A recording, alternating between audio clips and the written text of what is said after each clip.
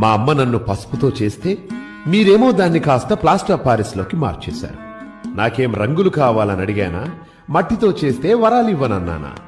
వేదాలలో నన్ను బ్రొటనవేలంత చేస్తే చాలని చెబితే మీరేమో మీ చిత్తం వచ్చినట్టు నా ఎత్తు పెంచేస్తున్నారు. నాకు నాతోటే పోటీ పెడతారా అన్నా? ఒక్క అడుగుతో మొదలై 60 అడుగులకు చేర్చేశాను. ఒకరిని చూసి ఒకరలా నా ఎత్తు పెంచేస్తుంటే దాన్ని భక్తనుకోవాలా లేక వేలం వెర్రనుకోవాలా? ఎత్తు ఎంతన్నది కాదయ్యా, భక్తి ఎంతన్నది ముఖ్యం.